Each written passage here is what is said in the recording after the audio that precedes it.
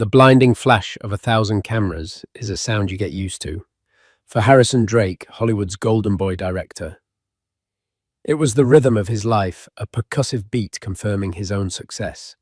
Tonight at the Cannes Film Festival, the rhythm was deafening. On his arm was Kenzie Monroe, the starlet who had replaced his wife on magazine covers and in his bed. He smirked as she preened a perfect accessory for his perfect life. But then, the rhythm stuttered. The flashes faltered. A sound far more powerful than the cameras sliced through the air, the whine of a private jet's engines. And as the cameras turned, Harrison's perfect world began to fracture. Because the woman stepping out of that jet, the one who had brought the entire red carpet to a standstill, was the plain ex-wife he had discarded like a rough draft. The air on the Côte d'Azur was thick with the scent of money salt and desperation. For Harrison Drake, it smelled like victory. His film Ashen Empire was the darling of the Cannes Film Festival, and he, its visionary director, was the man of the hour.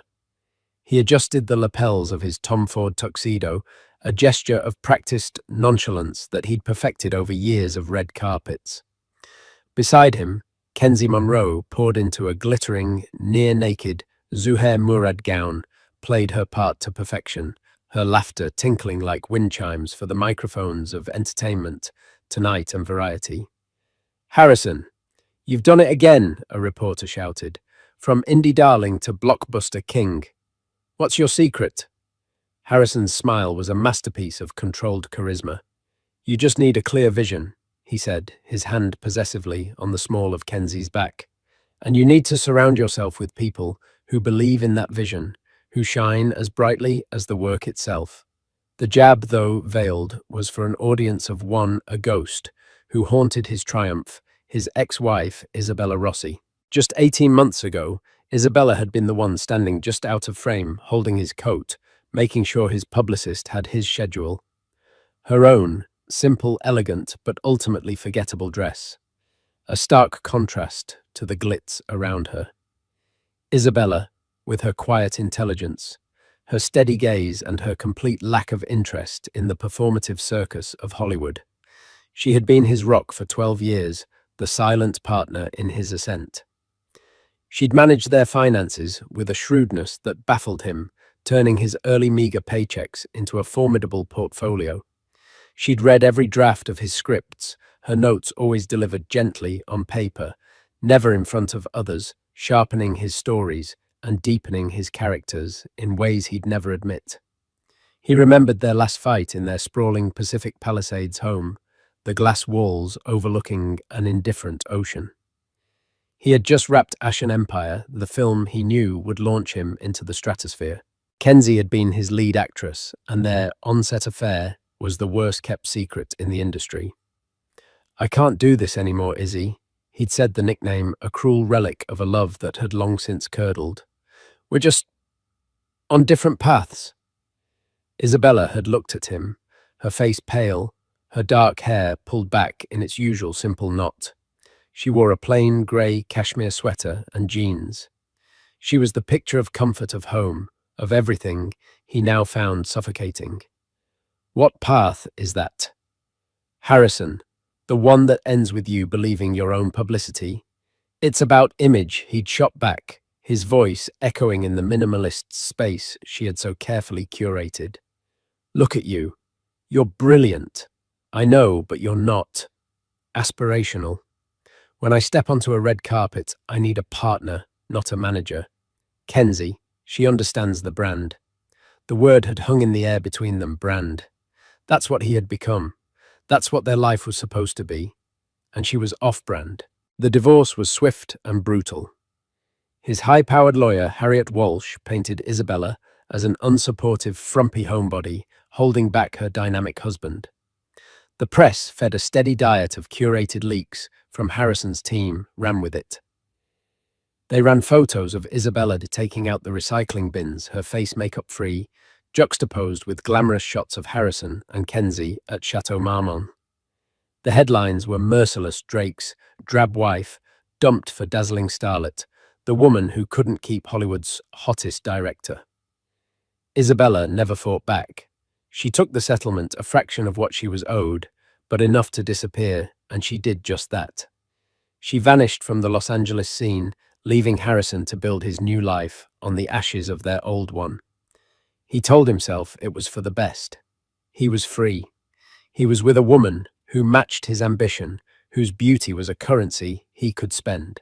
Here on the Cannes red carpet, with the flashbulbs reflecting in Kenzie's diamond earrings and the world at his feet, he should have felt nothing but elation. But a strange unease prickled at him. He kept scanning the crowd, half expecting to see Isabella's disappointed face in the sea of adoring ones. He hadn't heard from her or about her in over a year. It was as if she had ceased to exist. "Darling, you're drifting," Kenzie purred, her fingers digging into his arm. "Smile for Vogue, France." He snapped back to the present, the wide, practiced smile returning to his lips. He was Harrison Drake. He was on top of the world. Ghosts couldn't touch him here. It was then that the sound began, a low, powerful hum that grew into the unmistakable whine of jet turbines spooling down.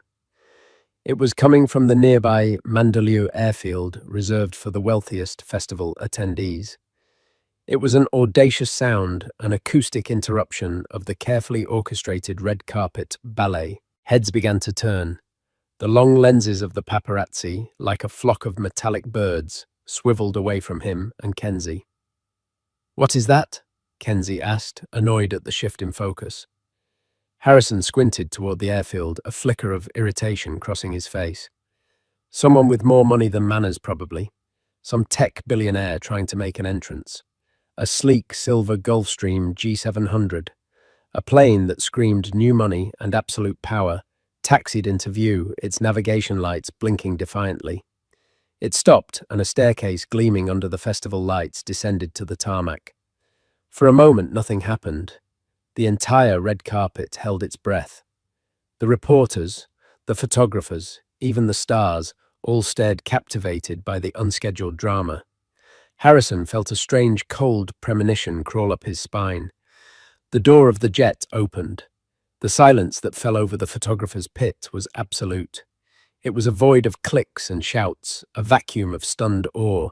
The figure that appeared at the top of the jet's stairs was silhouetted at first, a slender shape against the bright interior of the cabin. Then she took a step forward into the light. It was a woman, but that was too simple a word. She was an apparition. She wore a gown of deep emerald green Schiaparelli silk that seemed to drink the light.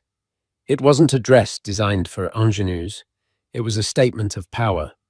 Architectural, with a single sculptural shoulder, it flowed not around her body, but with it, as if it were a second skin. Her dark hair, once perpetually in a sensible knot, was now cut in a sharp, elegant bob that grazed her jawline, gleaming like polished obsidian. Around her neck was a single, breathtaking piece of jewelry, a Bavulgari Serpenti necklace, its diamond and emerald scales catching the light and throwing it back with contemptuous fire.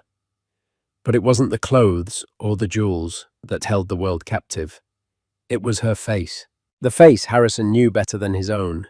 It was Isabella, yet it was not. The uncertainty was gone from her eyes. The quiet deference had been replaced by a placid, unshakable confidence.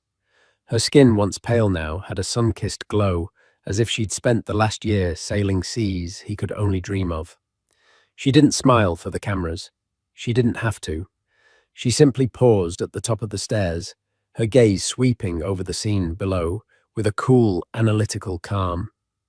Behind her, a man stepped out of the jet. He was tall, with silvering hair at his temples and a face that looked as if it had been carved from granite. He wore a custom Brioni suit, with the ease of a man who has never had to check a price tag in his life. The reporters in the pit began to whisper their voices, a low, frantic hum. The name passed from lip to lip like a shockwave. Nikolai Volkov. The name was a legend in the worlds of finance, tech, and geopolitics. A reclusive, almost mythical figure, Volkov was the founder of Volkov Global, a private equity firm so powerful it could alter the economies of small nations. He was Russian by birth, a citizen of the world, by choice with homes in Geneva, London, and on a private island in the Grenadines. He never gave interviews. He never walked red carpets. His photograph was so rarely seen that many believed he was a fiction, a corporate ghost. And he was standing behind Isabella Rossi, his hand resting lightly on her back, a gesture not of possession, but of quiet solidarity. On the red carpet, Harrison felt the blood drain from his face. His heart hammered against his ribs, a frantic, panicked drum. It was like watching a film in a language he didn't understand. This couldn't be Isabella. His Isabella. The woman who wore J. Crew and thought a splurge was a first edition Virginia Woolf novel. The woman who got nervous speaking to more than 3 people at once. Who is that? Kenzie hissed, her voice tight with a mixture of confusion and raw, undisguised jealousy. She didn't recognize Isabella. To her, Isabella was just a blurry paparazzi photo, a drab footnote. But Harrison recognized her. He was seeing the woman he had created in his mind, the ghost he had tried to exorcise, made flesh and blood, and draped in couture. Volkov said something to Isabella, his voice too low to be heard. She gave a slight nod, and then with a grace he had never seen in her, she descended the stairs. She didn't look at the cameras. She looked straight ahead, her posture perfect, her every movement deliberate and serene. Volkov followed a step behind his presence, a shield of immense power. As they reached the tarmac, a black Mercedes Maybach, which had been waiting discreetly, pulled forward. A security guard, clearly part of Volkov's private detail, opened the door, and then for the first time Isabella turned her head. Her eyes, cool and distant, scanned the red carpet. They passed over the clamoring press, over the gawking celebrities, and for a fleeting, heart-stopping second, they met Harrison's. There was no anger in her gaze, no pain, no love or longing. There was nothing. It was the look one gives to a stranger in a crowd, a momentary, meaningless connection before moving on. In that single empty glance, Harrison Drake was utterly and completely dismissed. It was a public execution, far more brutal than any tabloid headline he had orchestrated against her. She got into the cums. Volkov followed. The door closed with a silent, definitive thud. The spell was broken. The photographers erupted. They abandoned Harrison and Kenzie, completely rushing towards the security barricades, screaming questions at the black car as it pulled away. Mr. Volkov. Who is she, Isabella? A word for the press. Is Volkov Global moving into film? Harrison stood frozen, the Tom Ford tuxedo suddenly feeling like a cheap costume. Kenzie was tugging at his arm, her voice a shrill whine in his ear. Harrison, what is going on? People are leaving. Do something. But he couldn't move. He just stared at the taillights of the Maybach as it disappeared down the Croisette. The ghost he thought he'd banished had returned. And she hadn't just come back to haunt him. She'd come back to take his crown. The story of Isabella's transformation wasn't one of a fairy godmother or a winning lottery ticket.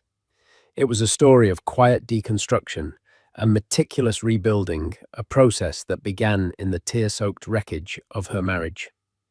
After the divorce, Isabella didn't flee to an ashram or a wellness retreat.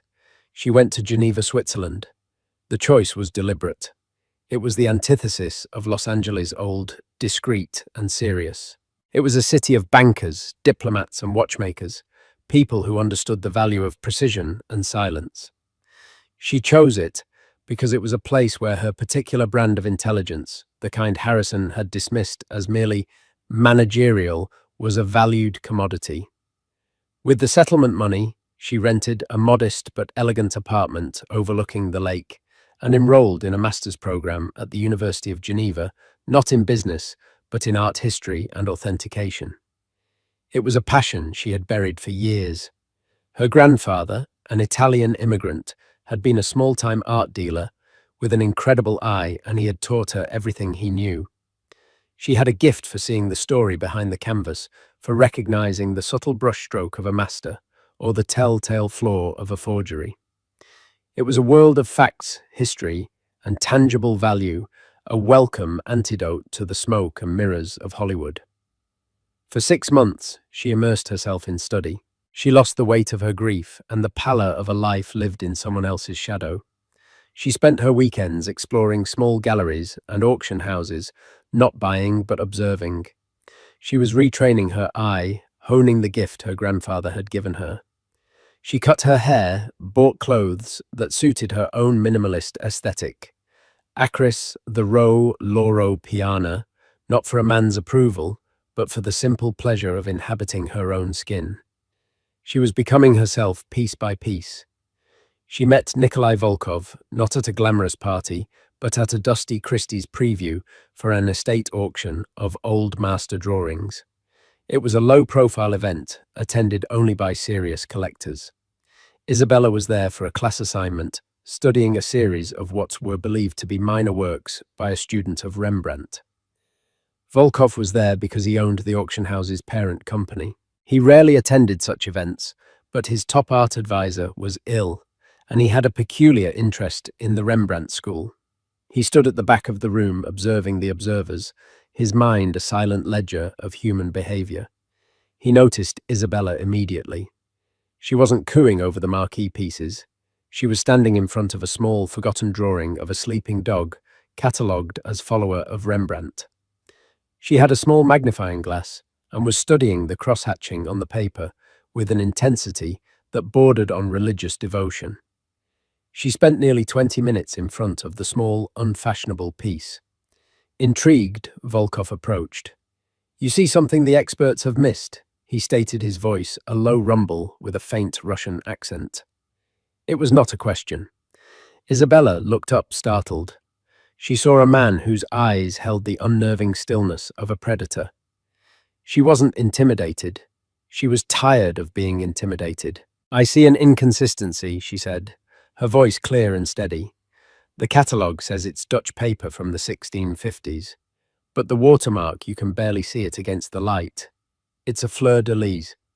That's French paper, likely from the 1670s. And the ink," she leaned in again, "the iron gall ink has faded in a way that suggests a different acidity, a different recipe than the one Rembrandt's studio used." Volkov was silent for a long moment, his gaze sharp. "So, it is a forgery?" "No," Isabella corrected him gently. "It's not trying to be a Rembrandt. I think it's an early Fragonard. He was known to have obsessively copied the Dutch masters as a young man in the 1750s, a full century later. The lines are too soft, too sentimental for Rembrandt's circle. It's worth very little as a follower of Rembrandt, but as a previously unknown study by a young Jean-Honoré Fragonard, it's priceless." Volkov stared at her, and for the first time in years, he was genuinely surprised. His team of world-renowned experts had missed it completely. This quiet, unassuming woman had in 20 minutes rewritten the history of a forgotten sketch. "What is your name?" he asked. "Isabella Rossi. You are not a collector." "Ms. Rossi, no, I'm a student." He smiled a rare, thin smile that didn't quite reach his eyes. "I believe your studies are complete. My jet leaves for Monaco in an hour. I want you to come and look at my private collection. I will pay you a consulting fee that will make your university tuition look like a rounding error." It was a test, a power play. A year ago, Isabella would have demurred, apologized, and fled. But the woman standing in the gallery was not the same person who had packed her bags in Los Angeles. She had spent months rediscovering her own worth, a value not tied to a man's career or a glamorous lifestyle. She met his gaze without flinching. "I can't leave tonight, Mr. Volkov. I have a seminar tomorrow morning on Venetian glassmaking. I'll be available next week." A flicker of respect entered Volkov's eyes. He nodded. "My office will be in touch, Ms. Rossi." That was the beginning. It was not a romance. It was a professional relationship of the highest order. Nikolai Volkov had not become a billionaire by surrounding himself with sycophants. He collected assets, and he had just identified the most valuable kind, a brilliant, uncorrupted human mind. Isabella became his secret weapon. She vetted his art acquisitions, her sharp eye saving him millions and making him tens of millions more. She traveled with him on his jet, not as a companion, but as a senior advisor. From art, her role expanded. He saw how she analyzed paintings and realized she could apply the same logic, finding hidden value, spotting fakes, understanding historical context to corporate balance sheets and investment opportunities. She had a mind for systems and a gut for authenticity. He began to include her in meetings for Volkov Global, initially as a silent observer. Soon, the hardened executives and bankers found themselves listening when the quiet woman at the end of the table offered a perspective they had completely missed. The personal relationship grew slowly, organically, out of shared intellectual respect. He was fascinated by her quiet strength and her utter lack of avarice. She was the only person in his orbit who didn't want anything from him. She was fascinated by his vast, complex world and the mind that commanded it. He taught her about power, and she in turn began to reteach him something about passion. The trip to Cannes was his idea. He had followed the media frenzy around Ashen Empire. He had read the cruel articles about Isabella, and for the first time in a long time, Nikolai Volkov felt something akin to anger. It was inefficient. It was a waste. They had taken a diamond and called it a stone. He is being celebrated for his vision, Nikolai had said to her a week before the festival in his penthouse overlooking Monaco. But you were the architect of his ascent. You managed the money that allowed him to make his first film. You sharpened the scripts that got him noticed. He built his empire on your foundation and then discarded you.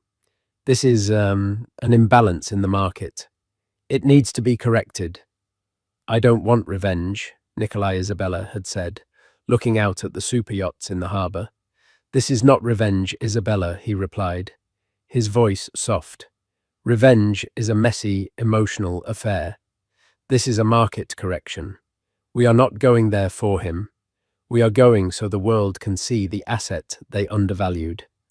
We are going to announce the launch of our new media investment division, Volkov Arts and Media. And you, he paused, letting the weight of his words settle, will be its head. So, she had agreed.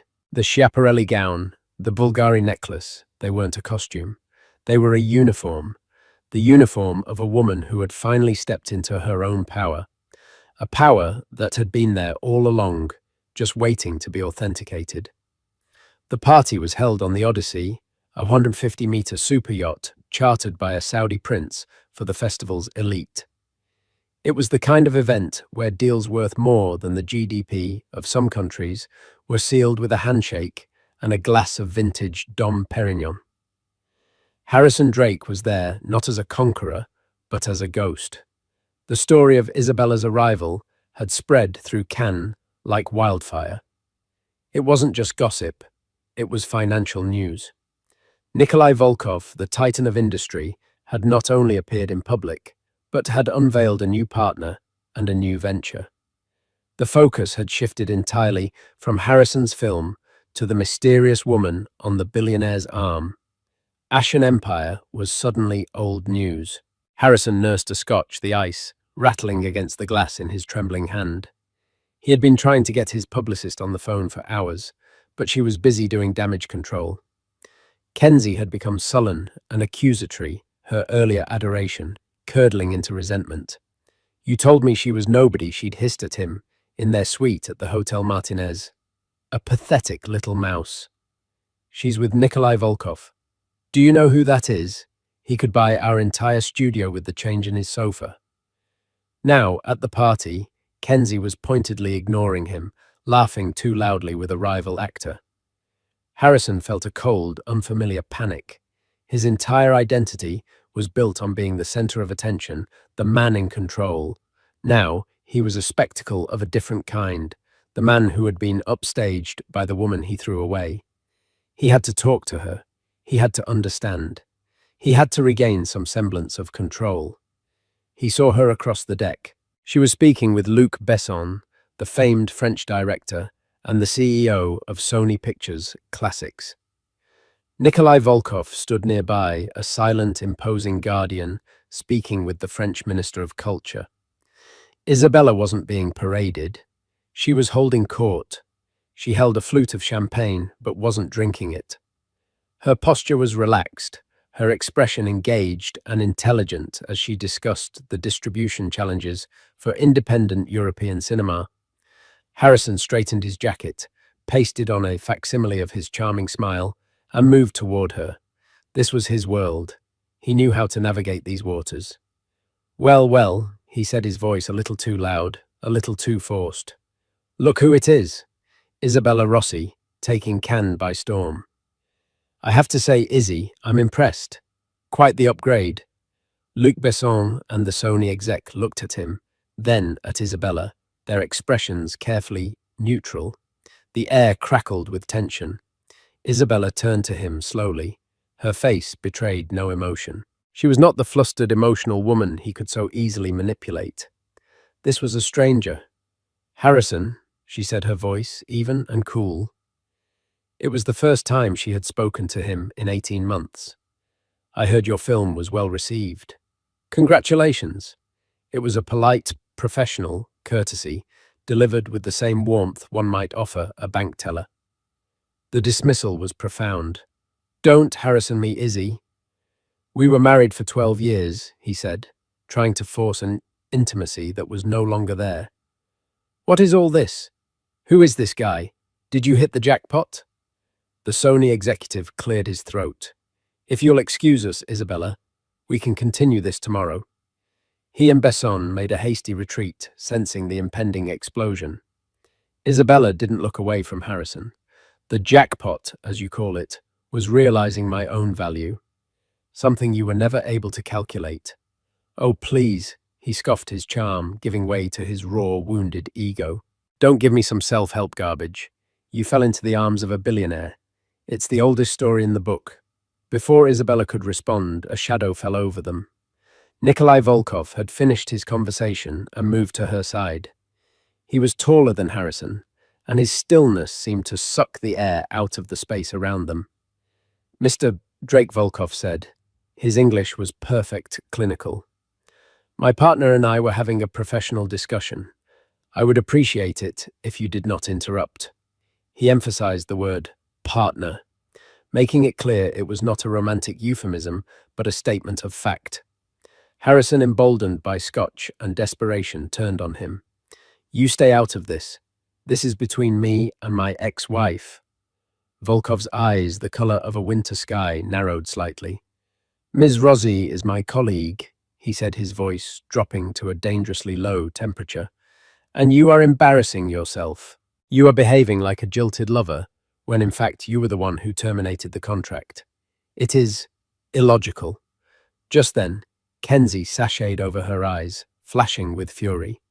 She had seen Harrison talking to Isabella and could not stand it. There you are, she snapped at Harrison, before turning her venom on Isabella. So you're the little mouse he was married to. I have to hand it to you. Bagging a Russian oligarch. That's quite the comeback. I guess all those years learning to balance his checkbook paid off. Isabella looked at Kenzie, not with anger, but with something that looked almost like pity.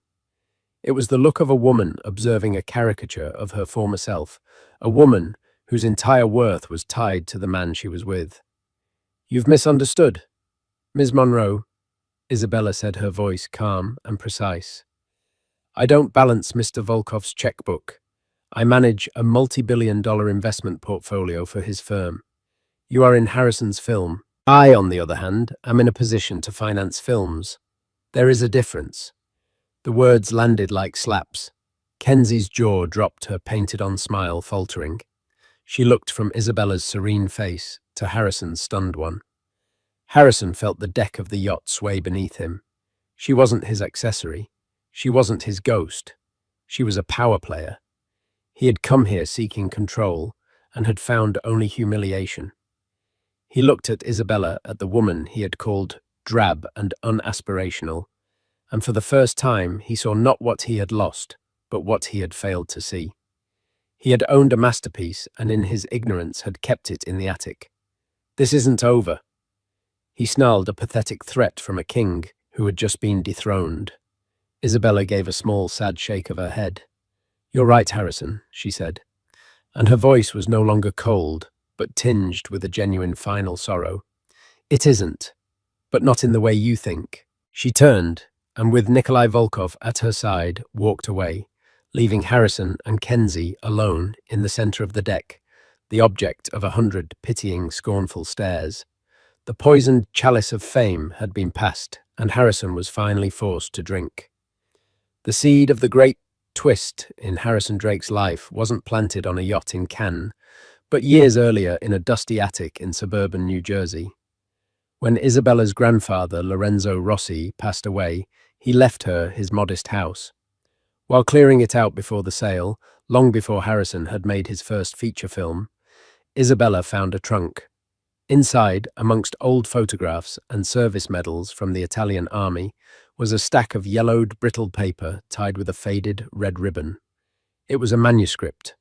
Written in Italian, it was a historical epic, a deeply researched and passionately written story about the Sforza family and their clandestine influence over the art and politics of Renaissance Milan. It was titled Il Dominio dell'Ombra, The Dominion of the Shadow.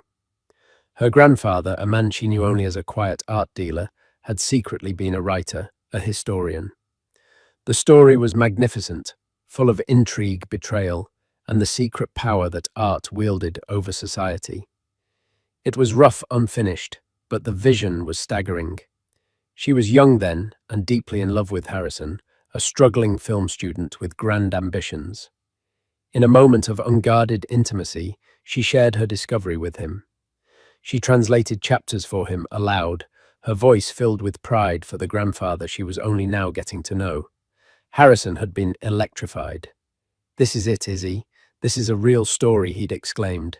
"This is better than anything they're teaching us in film school." He convinced her to let him use it to adapt it. "It's your grandfather's legacy," he'd argued. "We can bring it to life. It'll be our project." Trusting him completely, she agreed. He promised her a story by credit, a promise he said would be set in stone once a studio picked it up. Harrison worked on the script for 2 years. Isabella helped researching period details, clarifying translations, and ensuring the complex web of family allegiances was coherent. He called the script Ashen Empire. He stripped away the nuance, simplified the characters, and sexed up the plot.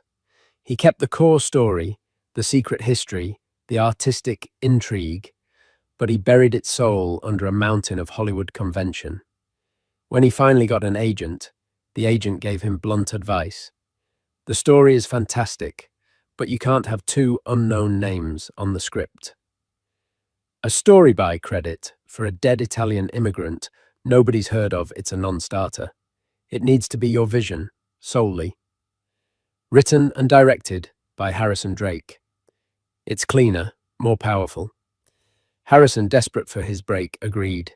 He told Isabella it was a temporary measure, a strategic move to get the film made. "Once I have some power, I'll fix it." I swear he'd promised. She believed him, but success changed him. The lie became the foundation of his career. Ashen Empire became his calling card, the proof of his genius. The original manuscript was forgotten, a dirty little secret buried under a mountain of awards and accolades. When he divorced Isabella, he assumed the secret was buried with their marriage. He had the only copy of the translation, and the original Italian manuscript he believed was lost when her grandfather's house was sold. He was wrong. Isabella, sentimental and meticulous, had kept the original. It was stored in a climate-controlled vault in Geneva, along with her grandfather's letters and journals, which detailed his writing process. It was her last link to him, a piece of her history. She had never intended to use it. To do so would have been to admit the entirety of her marriage was built on a liar theft. The pain was too great. But standing on that yacht, watching the man who had stolen her family's legacy try to publicly diminish her, something shifted. It was no longer about her pain. It was about her grandfather's honor. It was about reclaiming a story that had been stolen and corrupted. The morning after the party, Isabella sat with Nikolai Volkov in the serene, sun-drenched lounge of their villa in the hills above Cannes. The original ribbon-tied manuscript sat on the glass table between them. "He didn't just leave me," Isabella said, her voice quiet but firm. "He erased my family. He built his kingdom on my grandfather's bones." Nikolai listened, his face impassive. When she finished, he picked up a single page of the delicate manuscript, handling it with the care of a surgeon. He couldn't read the Italian, but he could see the history in it. "This is not a matter for the tabloids," he said finally. "A public accusation becomes a he said, she said, messy, imprecise. His lawyers would bury you in litigation. There is a more elegant solution." He looked from the manuscript to her. "His power comes from the perception of his genius. If we take that, he has nothing left. His brand, as he calls it, evaporates." "What are you suggesting?" Isabella asked. "We don't expose the theft of Ashen Empire," Nikolai said, a glint in his eye. "Not yet. That is our trump card. First, we establish a new narrative. We use the resources of Volkov Arts and Media to acquire the film rights to another great lost European story. We hire a revered, unimpeachable director. And you, Isabella Rossi, will be the producer. You will champion it. You will speak about the importance of preserving authentic stories, of honoring the original creator's vision. You will become the face of artistic integrity." He leaned forward slightly. "We will build you up as the anti-Harrison Drake, the restorer of legacies, not the thief of them. Then once your reputation is unassailable, and at a moment of our choosing, this manuscript will surface. Not through an angry accusation, but through a calm academic press conference. A literary discovery, the original source material for an acclaimed film. The evidence will be presented, the manuscript, the letters, the carbon dating of the paper. It won't be a scandal. It will be a historical correction. He won't be a villain. He'll be a footnote, a fraud." Isabella looked at her grandfather's handwriting. She saw the story not as a weapon of revenge, but as an instrument of justice. It was a path that didn't require her to scream, but to build. It was a strategy of such cold, calculated brilliance that it took her breath away. It was the Volkov way. "And Harrison?" she asked. "Mr. Drake will be left with a choice," Nikolai said, placing the page gently back on the stack. "He can fade into obscurity, or he can fight and be publicly dismantled by a mountain of irrefutable evidence. Either way, his dominion of shadow comes to an end." Isabella closed her eyes, took a deep breath of the French air, and made her decision. She was no longer a ghost. She was the hand of fate. 2 days later, the most anticipated press conference of the Cannes Film Festival took place not in a crowded theatre, but in the opulent ballroom of the Carlton Hotel. The press had been summoned by Volkov Global for a major announcement. Harrison Drake, who was supposed to be celebrating the lucrative distribution deal for Ashen Empire, found his own press event cancelled as every major journalist in town flocked to the Carlton. He watched it on a television in his hotel suite alone. Kenzie had already left, flying back to LA with a flimsy excuse about a costume fitting, her agent having correctly identified Harrison as sinking stock. The stage was simple, a long table with 3 chairs. In the center sat Isabella Rossi, poised and elegant in a navy blue Chanel suit. To her left sat Nikolai Volkov, a silent, formidable presence. To her right sat Pedro Almodovar, the legendary Spanish director, a man whose artistic integrity was beyond question.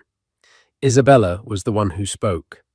Her voice, amplified by the microphones, was calm, confident, and clear. "Good morning.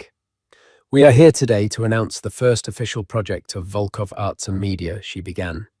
She didn't mention Harrison. She didn't mention Ashen Empire. She spoke of a new vision for film, one dedicated to finding and funding unique, authentic voices, particularly those whose stories had been lost to history. "Our mission," she said, her eyes sweeping across the room, "is to be custodians of story. to ensure that the legacy of great creators is honored, not diluted. She then announced their first project, an adaptation of a recently rediscovered manuscript by Mercè Rodoreda, a Catalan novelist whose work was suppressed under the Franco regime. It was a story of immense cultural and historical significance. Pedro Almodovar then spoke passionately about the project, calling Isabella a visionary producer with the soul of a historian and praising Volkov Arts and Media for its commitment to art over crass commercialism. The message was unmistakable. It was a perfectly executed maneuver that established Isabella as a serious, powerful force in the industry, a champion of the very artistic purity Harrison had been accused of abandoning. The press was ecstatic. This was a real story, the birth of a new studio, a new philosophy. Harrison felt the walls of the suite closing in. He was yesterday's news, a hollow brand. He called his agent, his lawyer. The advice was unanimous. Stay quiet. Do nothing. Wait for it to blow over, but it didn't blow over. It was only the beginning. Over the next few months, Isabella became a celebrated figure in the world of international film. She was profiled in the New York Times magazine and the Financial Times, not as an ex-wife, but as a brilliant executive reshaping the industry. Volkov Arts and Media became the most exciting new player in the market.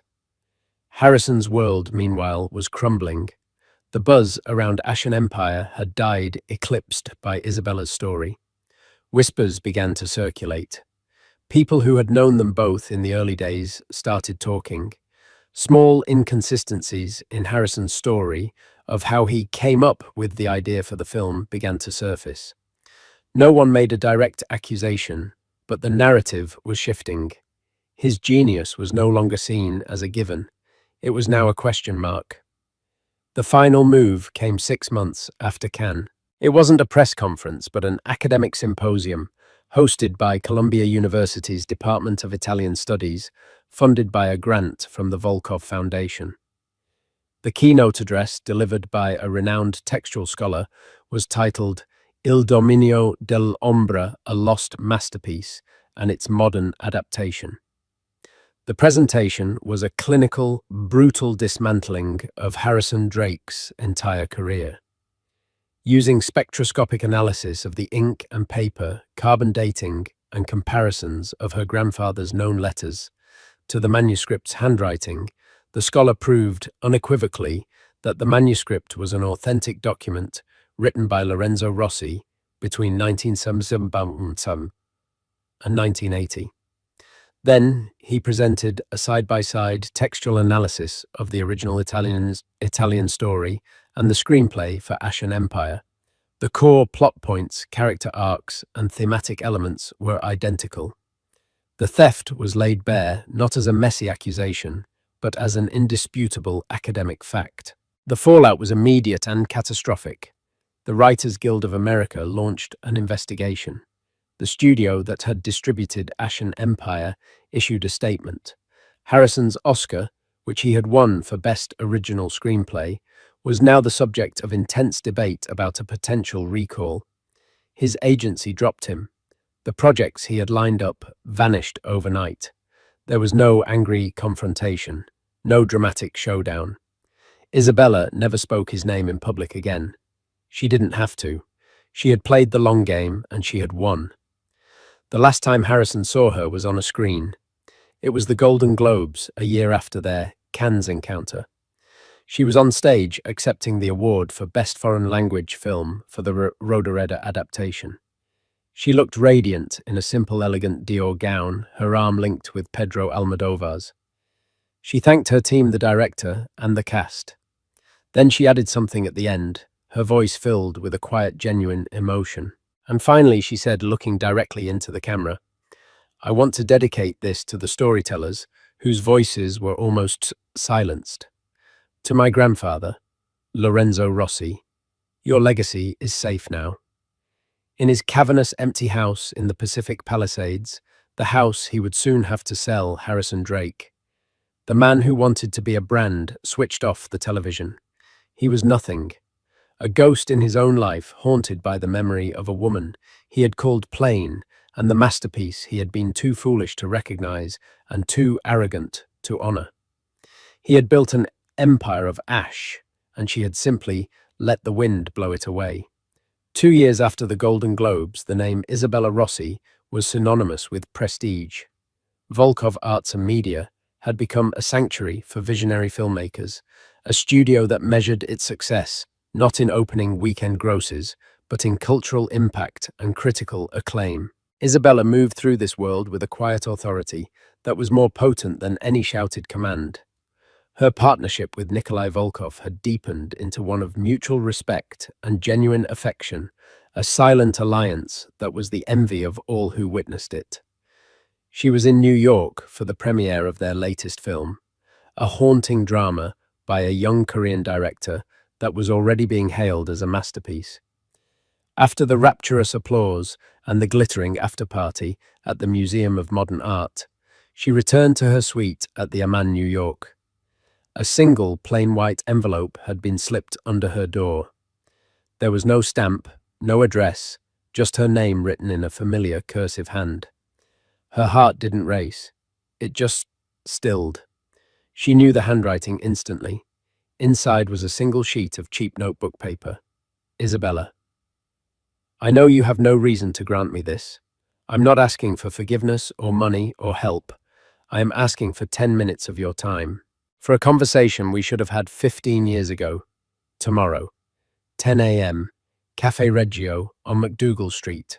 If you don't come, I will understand. Harrison, Cafe Reggio. The place he had taken her on their first trip to New York, back when they were just students, full of dreams and cheap coffee. He had told her it was the first cafe in America to serve cappuccino, a fact he'd learned in a film history class. A place of beginnings. Nikolai saw the letter in her hand when he entered the suite. He read her expression, not the letter. A ghost, he asked simply. An echo, she corrected him softly. She showed him the note. His face was unreadable, but his logic was sharp as ever. There is no strategic value in this meeting. He holds no assets. He has no power. He is a non-entity. Acknowledging him gives him relevance. I know, Isabella said, looking out at the lights of Central Park. This isn't for Volkov Arts and Media. This isn't even for Isabella Rossi, the producer. I think this is for Isabella Rossi, the woman who translated a manuscript in a tiny New Jersey attic. Nikolai studied her for a long moment, then gave a slight nod. He understood. This wasn't about business. It was about closing a circle. Your security will be discreet. The next morning, Isabella walked into Cafe Reggio alone. The place was just as she remembered, dark, smelling of old wood and strong espresso, its walls cluttered with Renaissance-style paintings. He was sitting at a small table in the back, the one they had shared all those years ago. The change in him was shocking. The polished, charismatic veneer of Harrison Drake was gone, sandblasted away by failure and anonymity. He was thin, and his once perfectly styled hair was now threaded with grey and looked like it had been cut by his own hand. He wore a worn corduroy jacket and jeans. The Patek Philippe watch was gone, replaced by a simple, functional Timex.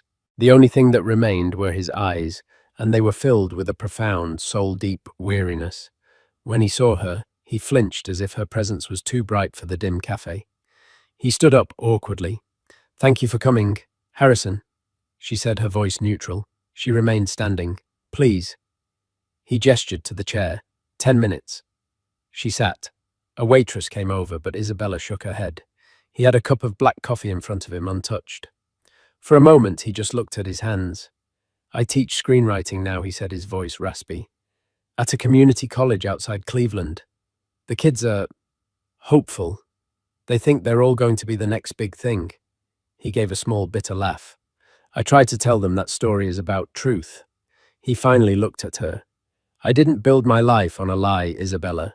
My life was the lie. The house, the parties, Kenzie, all of it. It was a set, and I was playing a part. The only true thing I ever had. was your grandfather's manuscript. He took a shaky breath. I'm sorry. Not for the divorce. Not for Kenzie. That was all just a symptom. I am sorry that I stole your grandfather's story. It was beautiful. It was perfect. And I was too small a man to admit I hadn't created it. I was a thief and a coward. I know that. Isabella listened, her expression unchanged.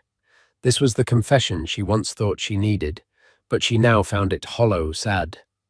I have one question, he said, leaning forward, his eyes pleading. It's the one thing I don't understand. You had the manuscript. You had Volkov's power. You could have destroyed me in a day. A single call to the New York Post or TMZ. You could have made me a pariah, a monster. It would have been a huge, ugly scandal. Why didn't you... Why the symposium, the academic silent execution? It was so cold. Here it was, the final piece. The question that proved how little he had ever truly known her. Isabella looked at him, and for the first time she felt a flicker of something, not pity, but clarity. Because it was never about you, Harrison, she said. And her voice was not unkind, but it held the finality of a judge's gavel. That's what you still don't understand. A scandal would have put you at the center of the story. Your name and my name locked together in some sordid headline. I wasn't interested in that. She leaned forward slightly. My goal wasn't to make you a villain. My goal was to make you a footnote. The symposium wasn't for you. It was for my grandfather. It was about restoring his work to its rightful place in history, cleanly, with dignity and facts. It was about building something, not tearing something down. I didn't want to destroy you. I wanted to erase you from the narrative. My grandfather's narrative, and my own. The truth of her words hit him like a physical blow. He slumped back in his chair, the last ounce of self-deception draining from his face. He had seen it all as a battle for power between them, a zero-sum game. He finally understood that she had been playing an entirely different game all along, one he wasn't even a part of. Oh, he whispered. That was all he could say. Isabella stood up. The 10 minutes were over. The echo had faded. I hope you find some truth to teach your students. Harrison, she said. She turned and walked out of the dark cafe into the bright New York morning. She didn't look back. She felt no anger, no satisfaction, no lingering pain. She felt nothing. The space he had once occupied in her soul was now a perfect, peaceful silence. He was no longer a ghost or an echo. He was just a man in a cafe, a stranger she once knew, left alone with the ghosts of a story he had never truly understood. And so the story of Harrison Drake and Isabella Rossi serves as a powerful, real-world parable. It's a story about how the brightest lights can often cast the darkest shadows, and how true value is so often overlooked in the pursuit of fleeting glamour. Isabella's journey wasn't about revenge. It was about reclamation. She didn't just get a makeover and a rich boyfriend. She rediscovered her own intellect, reclaimed her family's stolen legacy, and rebuilt her life on a foundation of integrity and strength. She proves that the most powerful comebacks aren't loud and explosive, but quiet, strategic, and definitive. What do you think? Was Isabella's move a cold, calculated act of revenge, or was it the ultimate form of justice? Let us know your thoughts in the comments below. What happens when a man's final cruel prophecy is shattered in the most spectacular way imaginable? For Emma Vance, the final words her celebrity ex-husband, Julian Thorne, ever spoke to her were a curse. You're nothing without me. No one will ever want you. You will die alone. He said it with the smug certainty of a man who believed he had authored her entire existence. But what Julian didn't count on, what the world couldn't have predicted, was that the universe had a flair for irony. Less than 12 hours later, Emma Vance wouldn't just be fine. She'd be on the front page of every major news outlet, her name a global trending topic, all because of a single candid photograph her hand held gently securely in the hand of the world's most enigmatic and untouchable billionaire. This isn't just a story about revenge, it's about what happens the morning after your world ends. The air in the penthouse was cold. It wasn't the fault of the climate control, a state-of-the-art system Julian Thorne had often boasted about in interviews for architectural magazines. It was a frigid, soul-deep cold that emanated from the man himself. Julian, with his perfectly coiffed silver hair and a smile engineered for talk show sofas, stood by the floor-to-ceiling windows looking down at the sparkling expanse of New York City as if he owned it. In many ways, he thought he did. "It's all signed Emma," he said, not turning to look at her. His voice, the same one that calmed millions of his followers with platitudes about unlocking your inner power, was now clipped and sharp as a shard of glass. Emma Vance clutched the pen in her hand, her knuckles white. The final divorce paper sat on the vast marble island in the kitchen, a kitchen she had designed from the veining in the stone to the specific shade of brushed brass on the handles. It was a space meant for warmth, for laughter, for the life she thought they were building. Now, it was just a stage for her public execution. "I know, Julian," she whispered. Her voice was hoarse. She hadn't slept in days. For 10 years, she had been Mrs. Thorne, the quiet, supportive wife of the self-help magnate Julian Thorne, author of the global bestseller The Architect of You. She had been the one who edited his manuscripts until 3 in the morning, who fact-checked his research, who coached him through his anxieties before every major speech. She had sacrificed her own burgeoning career as an academic, specializing in Renaissance art, to build his empire, believing his success was their success. The cracks had started as hairline fractures. His casual dismissal of her opinions, his gaslighting her memories of events, the way he'd subtly mock her in front of their influential friends. Then came the affairs which he'd explained away as the unfortunate but necessary burdens of a man of his stature. The final break came when she discovered he wasn't just having an affair. He had a long-term partner, a younger, more malleable version of herself, already installed in a condo he'd bought downtown. Good. He finally turned his eyes, sweeping over her with disdain.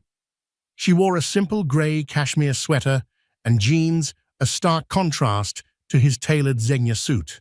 She felt like a ghost in her own home. "The movers will be here tomorrow for my remaining effects. Your things? Well, you don't have much, do you? I'll have them put in storage. You have 30 days to collect them." Every word was a calculated blow. He knew her things were mostly books, research papers, and sentimental items from her family, things that held no monetary value to him. "Where am I supposed to go, Julian?" She asked the question, tasting like ash. The penthouse was in his name. The bank accounts had been systematically drained into trusts she couldn't access. Her lawyer, a timid man overwhelmed by Julian's legal Rottweilers, had managed to secure her a settlement that was, in Julian's world, pocket change. It was enough to live on for a year, maybe 2, if she was frugal. It was an insult disguised as a severance package. He smirked, a cruel twisting of the lips that never reached his televised eyes. "I don't know, Emma. That's your problem now, isn't it? You wanted to be independent. So be independent." He walked over to the island, picking up his pristine leather briefcase. He didn't even glance at her. He was already moving on. Tears pricked at her eyes, hot and shameful. She wouldn't give him the satisfaction. She straightened her back, lifting her chin. "I will." Her defiance seemed to amuse him. He paused at the door, turning back for one final devastating volley. His face was a mask of mock pity. "You know I almost feel sorry for you," he said, his voice dropping into the intimate conspiratorial tone he used on his podcasts. "You poured everything into me. You have no career, no connections of your own. You're, what, 36? Past your prime, darling. The world is a brutal place for women like you." He stepped closer, his expensive cologne suffocating her. He leaned in his voice a venomous whisper in her ear. "Let me give you one last piece of free advice, my dear ex-wife. No one will ever want you. You're nothing without me. You carry the stench of failure. Men of quality, men of substance, they want a winner. They don't want someone's discarded leftovers. You will die alone." He pulled back, a look of profound satisfaction on his face. He had delivered his curse. It was the final brick in the wall he had built around her heart. And then he was gone. The heavy door clicked shut, the sound echoing in the cavernous empty space. For a long moment, Emma didn't move. She just stood there, his words slithering into the cracks of her broken confidence. "No one will ever want you. You will die alone." She finally let out a ragged sob, collapsing against the cold marble. The city lights outside blurred into a cruel, glittering mockery. Julian was right.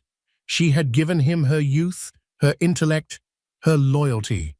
And in return, he had taken her name, her home, her future, and left her with nothing but a curse ringing in her ears. In that moment, sitting alone in the ruins of her life, she believed him. The next few weeks were a blur of beige. Beige boxes, beige walls of a tiny third-floor walk-up in Brooklyn, and a beige, flavorless existence. Emma had found the apartment in a daze. It was all she could afford. The grand views of Central Park were replaced by a view of a brick wall and a perpetually overflowing dumpster. The scent of fresh orchids Julian insisted on was replaced by the smell of damp old wood and her neighbor's cooking. She unpacked the few boxes Julian's men hadn't accidentally misplaced. Her books, her precious companions, filled makeshift shelves.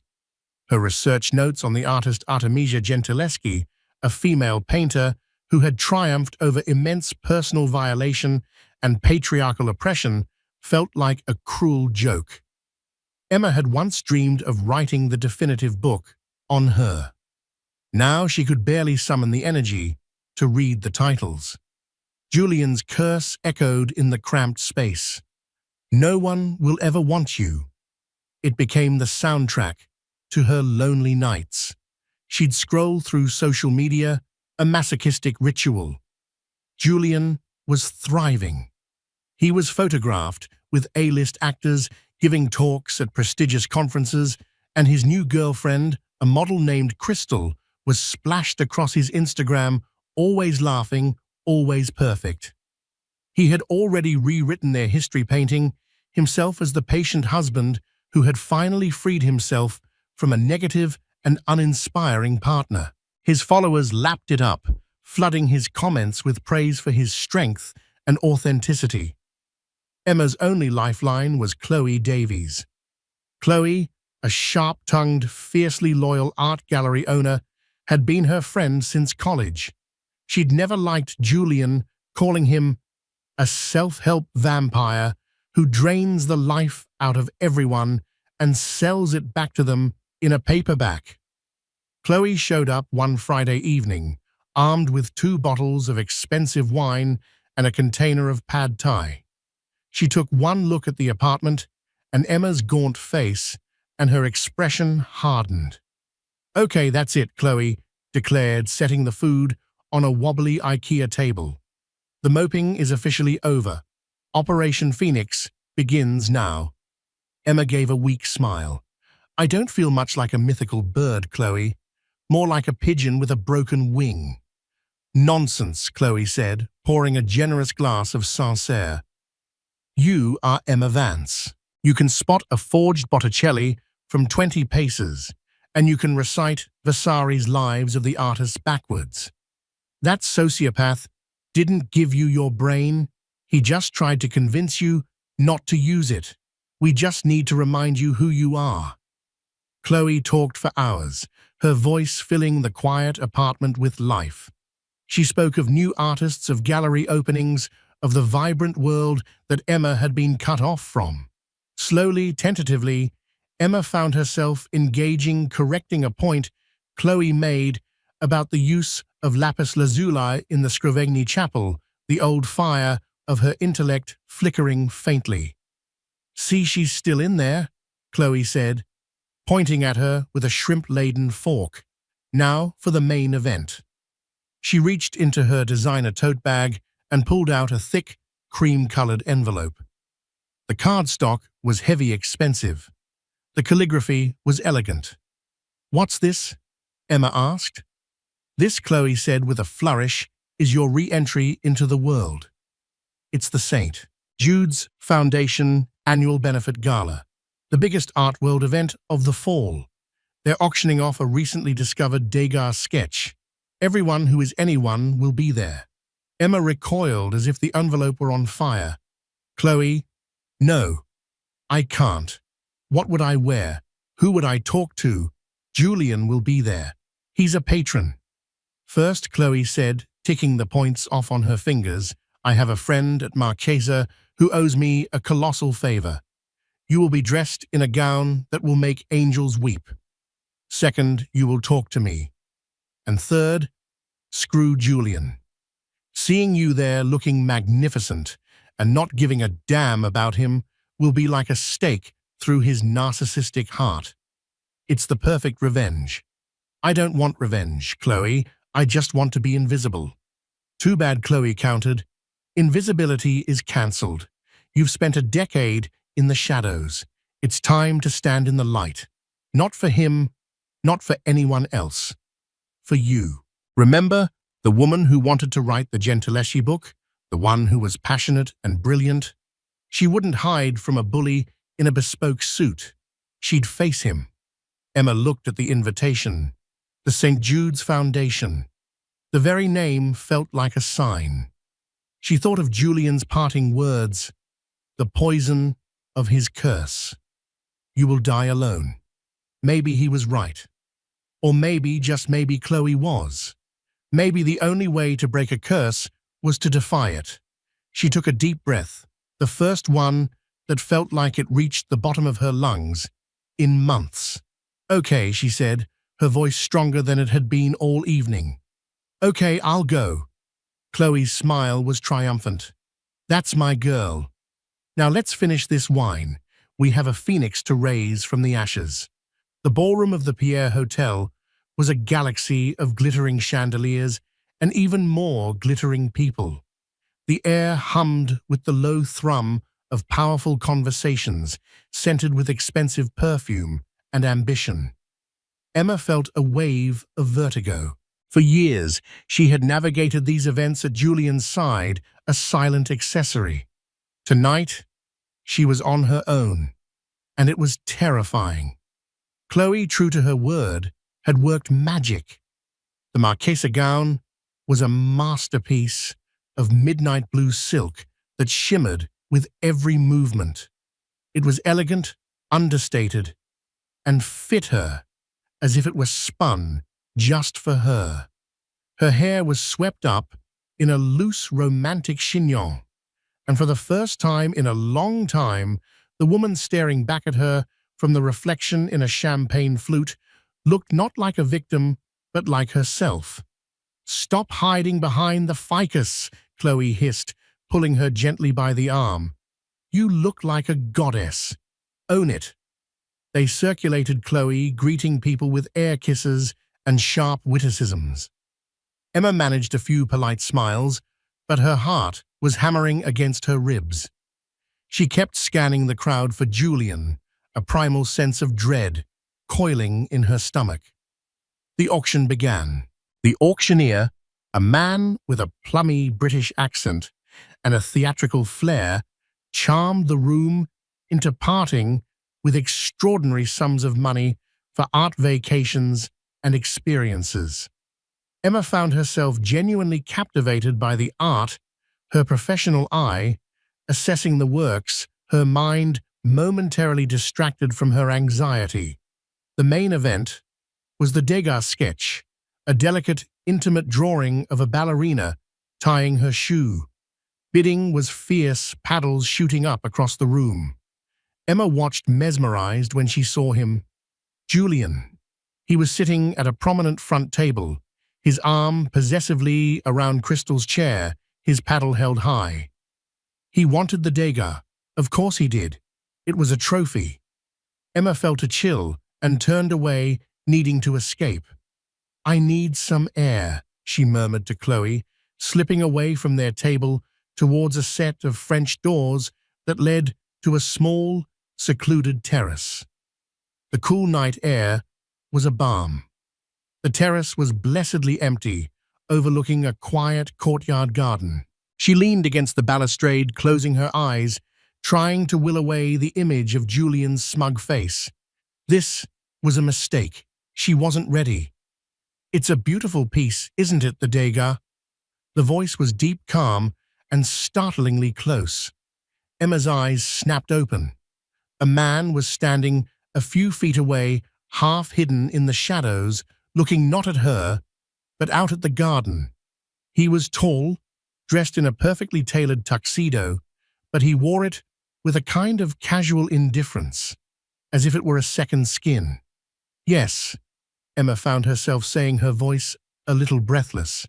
His use of line, "It's so economical, but it captures the entire weight and strain of the moment. It's not just a pretty picture." The man turned his head slightly, and she caught a glimpse of his profile in the dim light. Strong jaw, thoughtful eyes, an air of quiet intensity that was the polar opposite of Julian's performative charisma. There was something familiar about him, but she couldn't place it. "Most people just see the ballerina," he said, his gaze now on her. His eyes were a startling shade of grey, like a stormy sea. "You see the work." A blush rose on her cheeks. It was the first time in years anyone had seen her, and not the woman standing next to Julian Thorne. I studied art history. It was my field." Was he asked, a note of genuine curiosity in his voice? Is she corrected herself, a spark of her old self igniting? "It is my field." He smiled, a small, genuine smile that transformed his serious face. "Good." An awkward, yet not uncomfortable silence fell between them.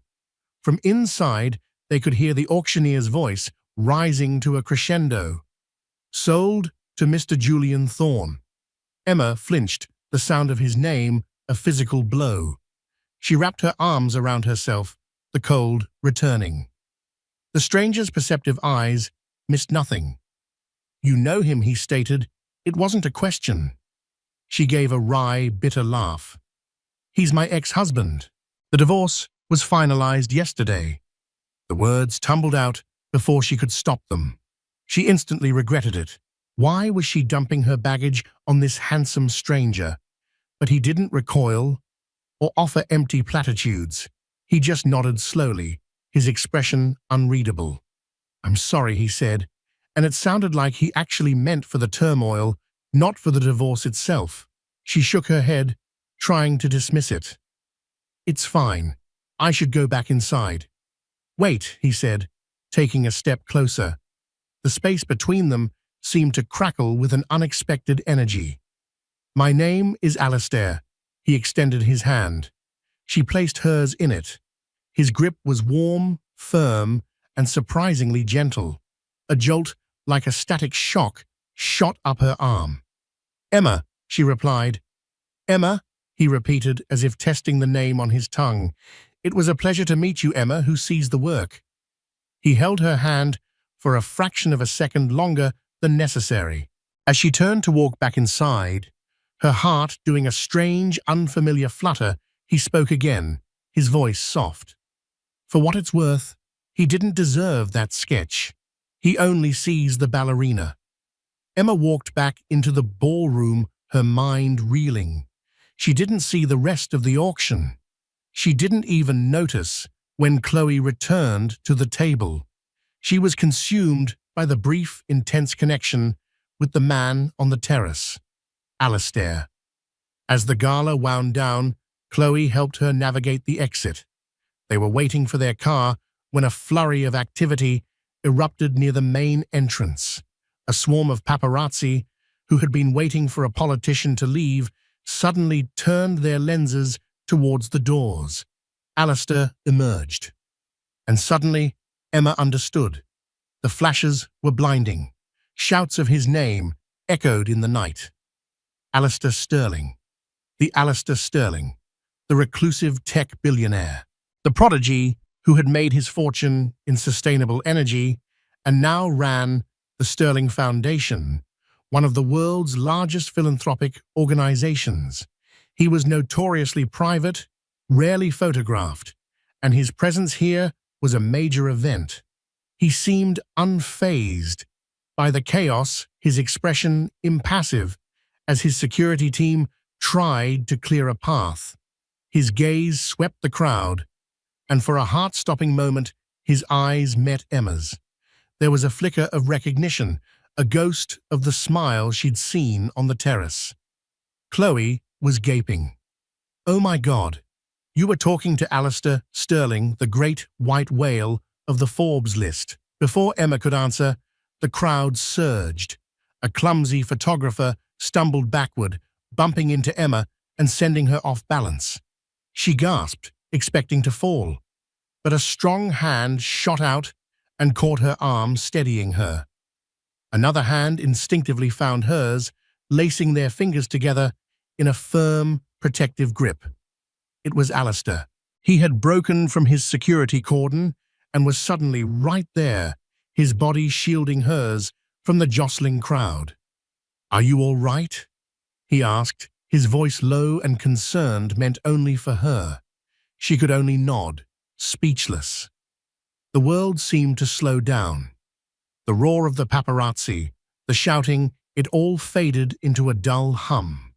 All she could feel was the warmth of his hand, the solid presence of him next to her. It lasted only for a few seconds. His security team quickly enveloped them, guiding them towards a waiting black sedan, a car far more imposing than the Uber they had called. He opened the back door, still holding her hand, and looked at her. "Let me give you a ride," he said. It wasn't a request. Dumbly, she nodded again and slid into the plush leather interior. Chloe scrambled in after her, wide-eyed. Alistair followed, and the door shut with a heavy, satisfying thud, sealing them in a cocoon of silence. The car pulled away from the curb, leaving the flashing lights behind. Emma looked down. Her hand was still linked with his. Across the street, hidden in the shadows, a freelance paparazzo, who had missed the main scrum, lowered his camera. He hadn't gotten a clear shot of Sterling's face, but he'd gotten something else, something intimate and intriguing. A close-up of their hands perfectly intertwined, a story in a single frame. He smiled. This was better than a politician. This was gold. Emma woke up to the sound of a hurricane. Not a literal one, but the digital tempest of her phone vibrating violently on her bedside table. It buzzed and chirped with a relentless, frantic energy she'd never experienced before. Groggily, she reached for it, her mind still fuzzy from the surreal events of the previous night. Alistair's driver had dropped her and Chloe off, a polite and formal goodbye hanging in the air. The feeling of his hand in hers lingered like a phantom limb. She squinted at the screen. 347 new text messages, 98 missed calls, a torrent of notifications from Instagram, Twitter, and news apps she didn't even remember installing. Her blood ran cold. This was the kind of attention Julian received, not her. Her thumb trembled as she swiped to open a text from Chloe. It was a string of incoherent capital letters and a link. Chloe Emma. Oh my God, holy Sikh, look at this now. With a deep sense of foreboding, she clicked the link. It took her to the homepage of TMZ. And there it was. The lead story. The photograph. It was an artful shot, tightly framed and undeniable. Two hands. Her hand, recognizable by the delicate silver ring her grandmother had left her, was entwined with a man's larger, stronger hand. The cuff of a tuxedo and a sliver of an impossibly expensive-looking watch were visible. The headline screamed, "Mystery Woman, Reclusive Billionaire, Alistair Sterling, in Shockingly Public Romance." She dropped the phone as if it had burned her. Her heart hammered against her ribs, a frantic bird trapped in a cage. She scrambled to open other news sites. Page 6. The Daily Mail, Vanity Fair. It was everywhere. The same photo. The same breathless speculation. Who is Alistair Sterling's secret girlfriend, the handhold seen round the world? Sources say the woman is a stunning brunette who spent the evening at the St. Jude's Gala with the tech mogul. She was the mystery woman, the stunning brunette. It felt like she was reading about a character in a novel, not herself. Then her stomach dropped as she saw the comments section. The digital mob was already at work. Sleuths were trying to identify her. And then someone did. A gossip columnist with a long memory posted a picture of her from 3 years ago standing behind Julian at a book launch. The narrative shifted with whiplash speed. Update: Sterling's mystery woman, identified as Emma Vance, ex-wife of self-help guru Julian Thorne. And that's when the second storm hit. Julian's storm. He hadn't waited. He hadn't stayed silent. He had gone on the offensive with brutal surgical precision. He posted a statement on his Instagram, a platform with 20 million followers. It was a masterclass in manipulation, cloaked in his signature brand of faux vulnerability. The post was a picture of him looking pensively out a window, a cup of tea in his hands. The caption began, "Friends, many of you have been asking me about the recent news. It is with a heavy heart that I must address this. As you know, I have recently gone through a painful and private separation. I have tried to handle this with dignity and grace, wishing only the best for Emma. To see these photos today is deeply concerning." Emma felt sick. Concerned, I have always been a supporter of Emma, even as we grew apart. But I fear she is in a vulnerable place right now. To see her latch onto a man of such immense wealth and power so quickly, literally the day after our divorce was finalized, is alarming.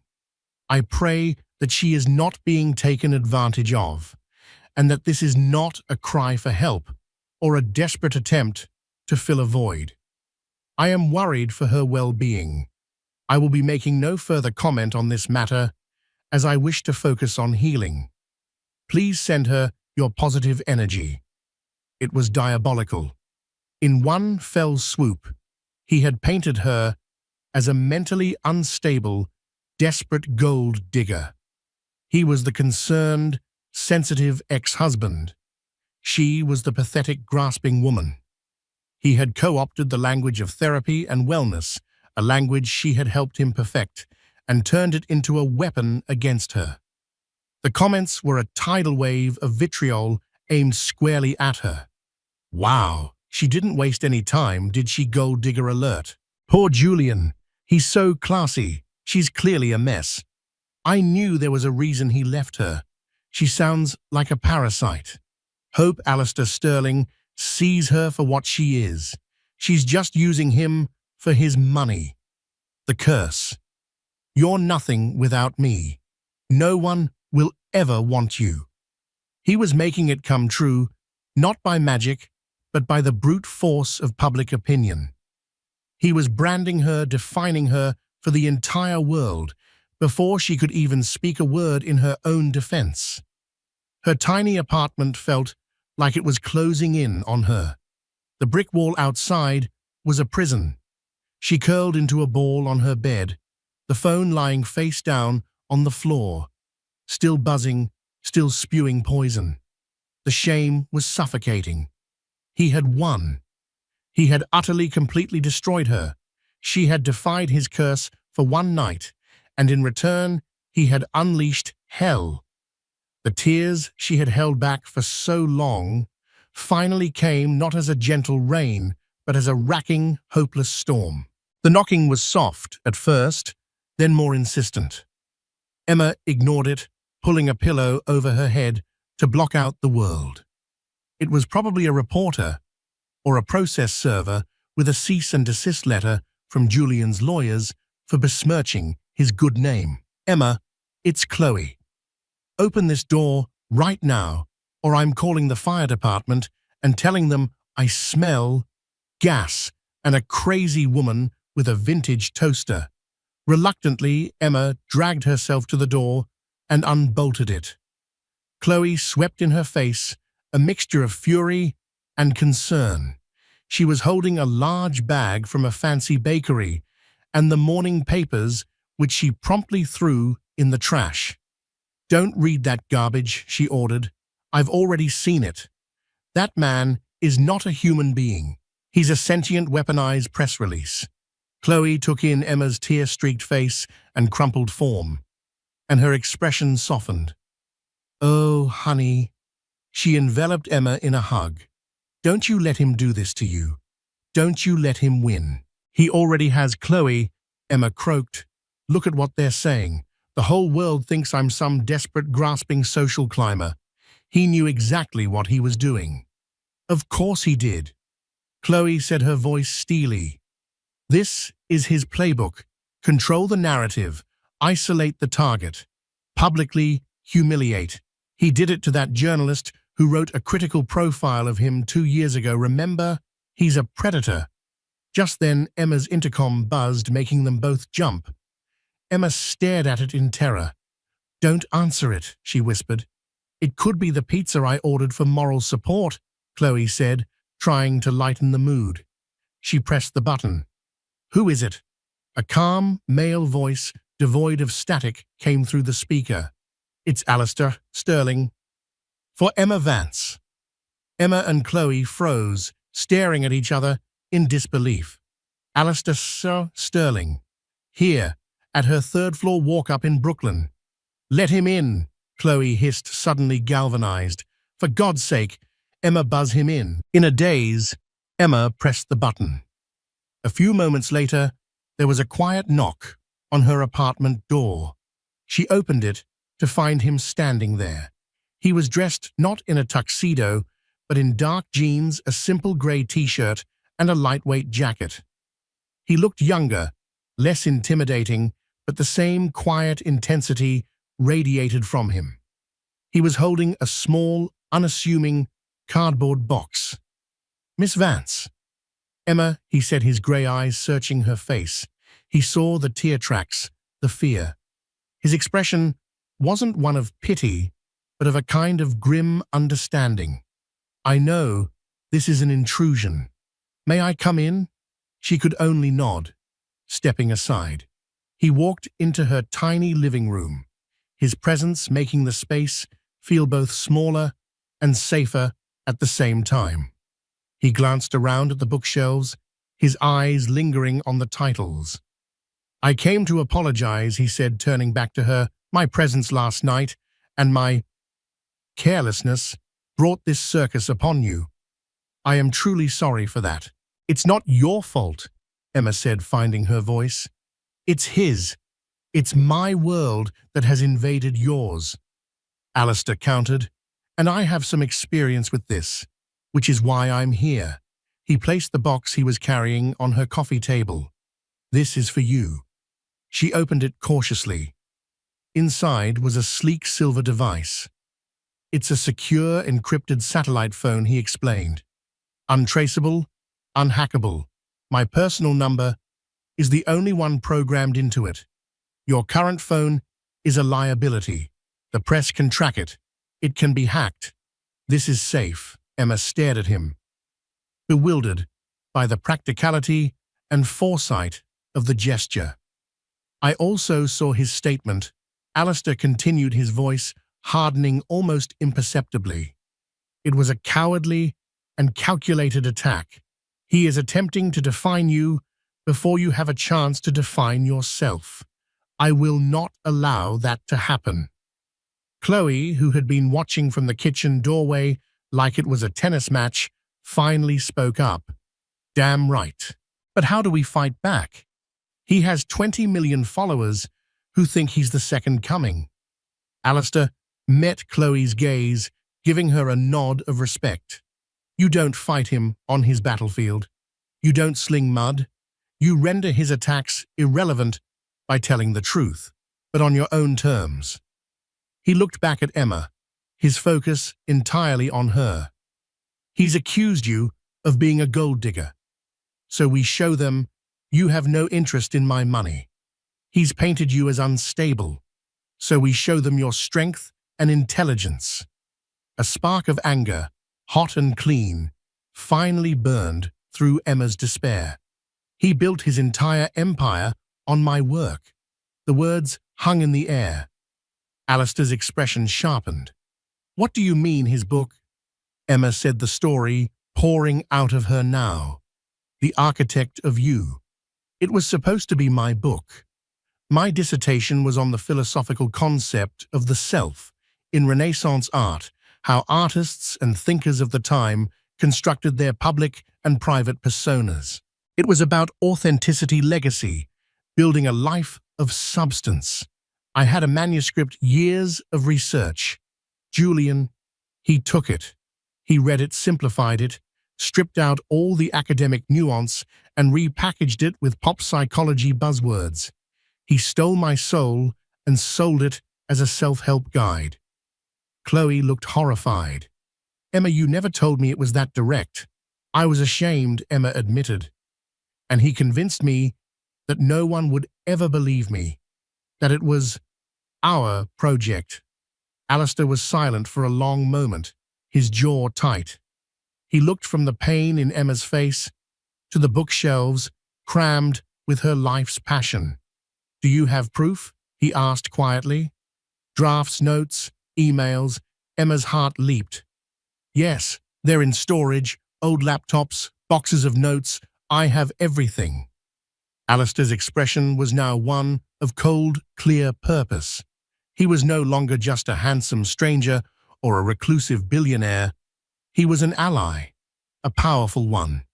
Then, we have a new plan, he said. We are no longer on the defensive.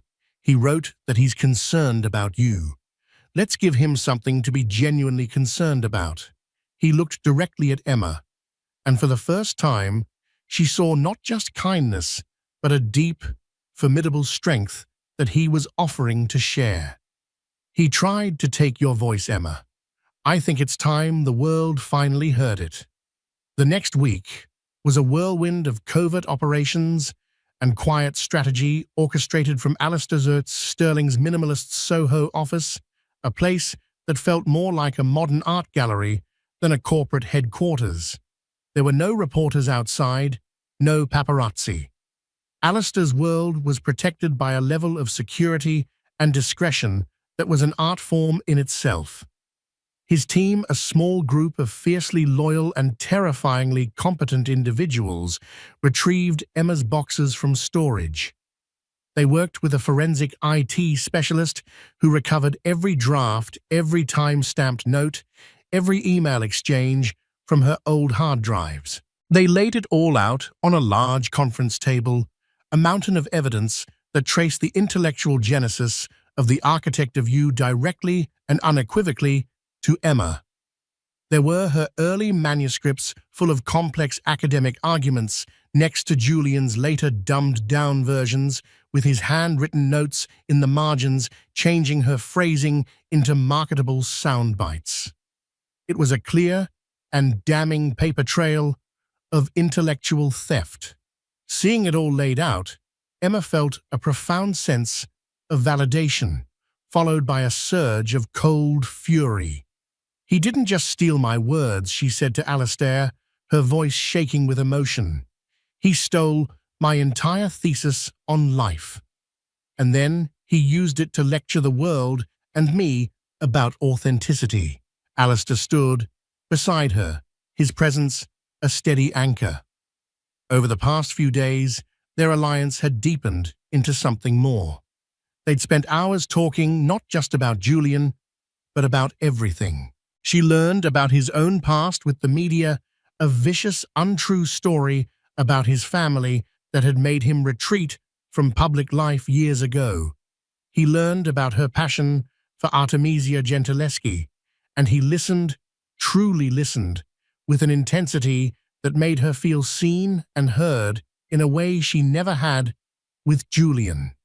A quiet, powerful intimacy was growing between them, forged in the crucible of their shared crisis. "He won't get away with it," Alistair said, his voice low and resolute. "Now, we need to choose our moment." The moment presented itself a few days later.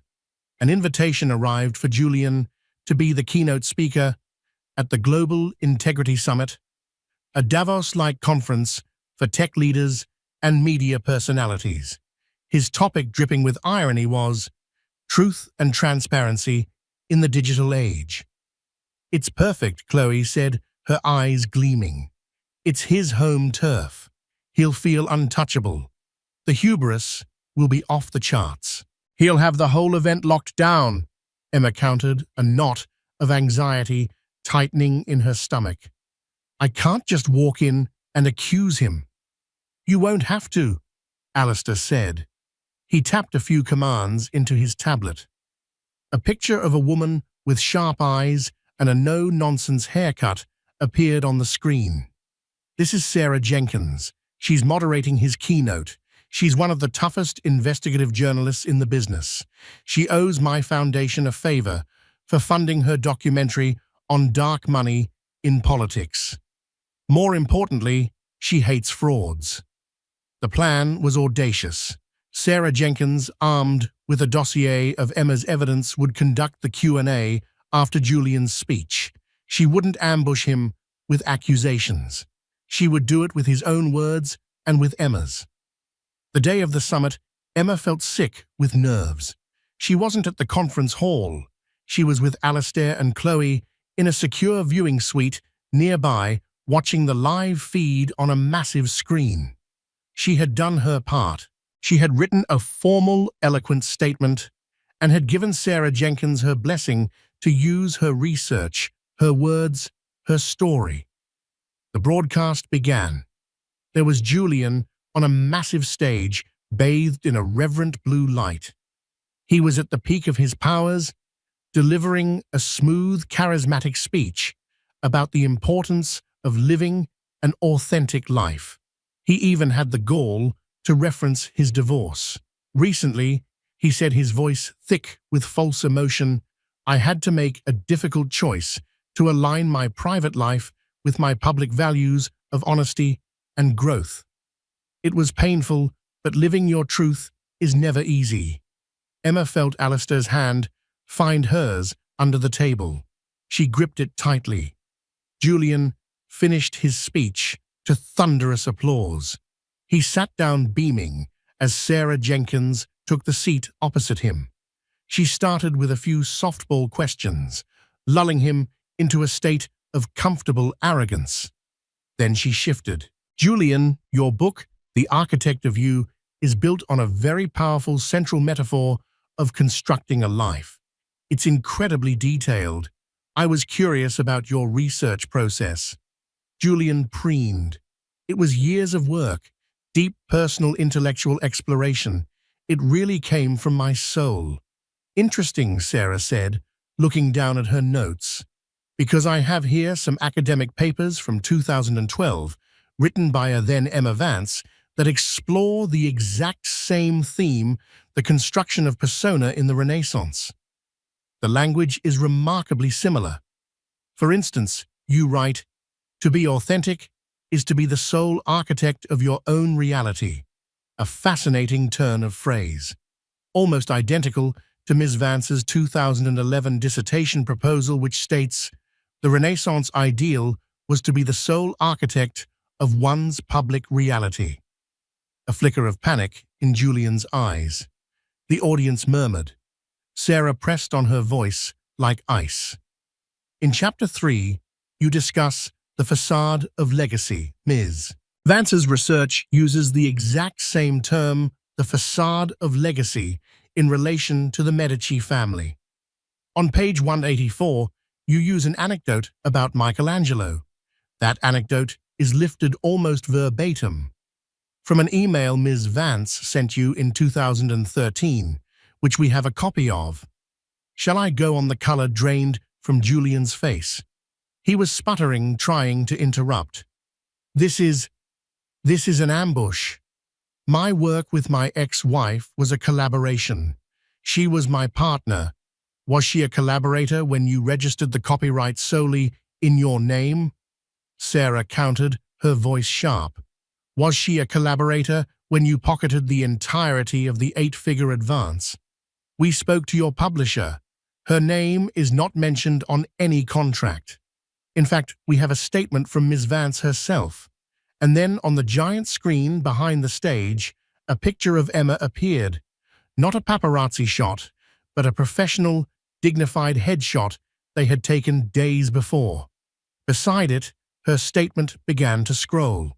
"I am not a victim or a gold digger," the statement read. "I am a scholar. The core concepts, the research, and the intellectual framework of the architect of you were my work. I am proud of that work, and I will not allow it to be used to promote a false narrative of authenticity, nor to be used as a weapon to publicly shame me. The truth, as Mr. Thorne is so fond of saying, has a way of coming out." The room was in stunned silence. Julian Thorne, the great guru of truth, was staring at the screen, his face a mask of pure, unadulterated horror. His carefully constructed world was crumbling around him, live in front of his most important peers. He was being exposed not just as a liar, but as a thief. The cameras zoomed in on his face, no longer smug, but pale and sweating. The architect had been unmasked, revealing nothing but a hollow frame behind the beautiful facade. The reckoning had arrived. The silence in the conference hall was a living entity. It was thick, heavy, and absolute. On the massive screen, Julian Thorne's face, once a carefully curated mask of enlightened confidence, was now a canvas of pure, unfiltered horror. The camera operator, sensing a historic moment, held the close-up, refusing to cut away. The world watched as the architect of you was publicly deconstructed beam by rotten beam. He didn't just look guilty, he looked erased. In the quiet viewing suite, the only sound was the sharp intake of Chloe's breath. Emma sat perfectly still, her hand held firmly in Alistair's. She wasn't watching Julian's face.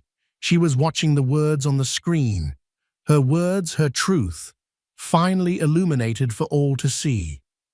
It wasn't a feeling of triumph that washed over her, but one of profound, solemn relief, like a patient taking their first breath after a long and suffocating fever. The noise in her head, the constant echo of Julian's gaslighting, and her own self-doubt had finally ceased.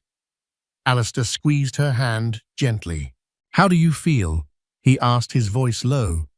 "Quiet." She whispered, a small, wondering smile touching her lips. "The storm. I think it's finally over." He brought her hand to his lips and kissed her knuckles, a gesture of profound respect. "No," he said, his grey eyes soft but resolute. "The storm is just beginning for him.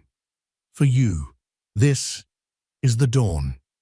The fallout was a digital tsunami, Before Julian could even be escorted off the stage by stunned event staff, the clip was being sliced, diced, and shared across every platform. Thorn fraud, The Great Pretender, and his stand with Emma Vance exploded globally. The initial trickle of outrage became a flood. Celebrities who had once touted his book as their Bible posted hurried statements of condemnation. Brands that had sponsored his podcast issued press releases severing all ties. His publisher, facing a public relations nightmare, released a statement within 3 hours. In light of new information regarding the authorship of The Architect of You, we are immediately suspending all promotion and distribution of the title and will be conducting a full review of our relationship with Mr. Thorne. It was corporate speak for a public execution. Crystal, his model girlfriend, quietly deleted every photo of him from her Instagram feed. His powerful friends stopped returning his calls. The machine that had protected and promoted him turned on him with merciless efficiency. The final humiliating image came a week later, a grainy paparazzi photo of Julian unshaven and haggard in a wrinkled tracksuit, frantically putting trash bins out in front of his empty penthouse. The man who had preached about designing one's life looked like he had lost the blueprint to his own. Emma, however, refused to get drawn into the spectacle of his demise. While the world feasted on the schadenfreude she and Alistair were building, her new legal team, a phalanx of New York's sharpest minds funded by Alistair, moved with swift precision. The settlement meeting wasn't a negotiation. It was a dictation of terms. Emma sat at the head of the table, calm and composed, as her lawyers laid out the undeniable evidence of intellectual property theft and demanded reparations, not alimony, but a figure representing her share of the book's profits and damages for copyright infringement. Julian's legal team, knowing they were beaten, folded without a fight. With the first transfer of funds, she didn't buy a new apartment or a new wardrobe. Her first act was to sign the charter for the Vance Institute for Historical Studies. Its mission was clear: to fund and promote the work of scholars, particularly women, in fields historically dominated by men. Its first grant was awarded to a young art historian who had discovered compelling evidence that a famous sculpture attributed to a 17th-century master was in fact the work of his uncredited and forgotten sister. Her next meeting was with the acquisitions editor of a prestigious university press. The editor, a woman with kind eyes and a deep respect for academia, didn't just want to publish her original manuscript on Gentileschi. She wanted to publish a new expanded edition. "We also want you to write a new introduction," the editor said, "about your journey, about what it means to reclaim a narrative, your story. It's as important as the history you write about." For the first time, Emma cried. Not tears of sorrow or anger, but of overwhelming gratitude. Throughout it all, Alistair was her silent, steadfast partner. He never overshadowed her, never spoke for her. He simply created a space where she could be heard. Their relationship, born in the glare of a media firestorm, settled into a rhythm that was quiet, private, and deeply authentic. One evening, he came to her small Brooklyn apartment, the apartment she had decided to keep a reminder of, where she had started her new life. He found her covered in flour, attempting to bake bread, her tiny kitchen a chaotic mess. He didn't laugh at the mess. He simply rolled up the sleeves of his expensive shirt, washed his hands, and started helping her knead the dough. "You know," he said, his hands working alongside hers, "my life was very orderly before I met you. Every minute scheduled, every interaction vetted. I'm sorry for disrupting it," she said with a small smile. "Don't be," he replied, stopping to look at her, his eyes serious. "It was orderly, but it was grey. You brought the colour back, Emma. You make the noise of the world bearable." A few months later, they stood on the terrace of his penthouse. It was a crisp autumn evening, and the city lights spread out below them like a carpet of fallen stars. The space, unlike Julian's cold, minimalist trophy home, was warm and lived in, filled with books stacked on every surface and art that was challenging and personal. He handed her an advance copy of her book, The Power of Persona Artemisia Gentileschi and the Forging of a Legacy, by Dr. Emma Vance. Her name, her title, her work. She ran her fingers over the embossed letters. "I used to stand in a place just like this and feel like the smallest person in the world," she confessed, her voice soft. "He told me that I was nothing without him, that I would die alone." Alistair wrapped his arms around her from behind, pulling her close. "He was a fool," he murmured into her hair. "A man that insecure could never understand a woman like you. He didn't understand the irony of his own curse." Emma leaned back against his chest, finally understanding. "He thought it was an ending," she said, a sense of wonder in her voice. "But it was a catalyst. If he hadn't said those things, if he hadn't pushed me out so cruelly, I would never have gone to that gala. I would never have met you. I would never have found the courage to fight for my work." Julian's curse wasn't a prophecy. It was an accidental gift. His attempt to consign her to oblivion was the very thing that had forced her into the light. He had meant to be the architect of her destruction, but instead, he had merely laid the foundation for her magnificent reconstruction. She turned in Alistair's arms, looking up at him. The love she saw in his eyes was not the possessive, conditional affection she had once known, but a deep, quiet partnership built on mutual respect and a shared truth. The city lights below no longer seemed to mock her, but to celebrate with her. It was a new dawn, bright and clear, and infinite with promise, and it was all hers. Emma Vance's story is a powerful reminder that our worth is never determined by someone else's opinion, especially the opinion of those who try to diminish us. It's a testament to the fact that the end of one chapter, no matter how painful, is often the necessary prelude to a far better one. Her journey from a cursed ex-wife to a celebrated scholar, hand in hand, with a man who saw her for who she truly was, shows us that the most profound comebacks are rooted in reclaiming our own truth and our own voice. Julian's curse was meant to be her prison, but it became the key that unlocked her true potential.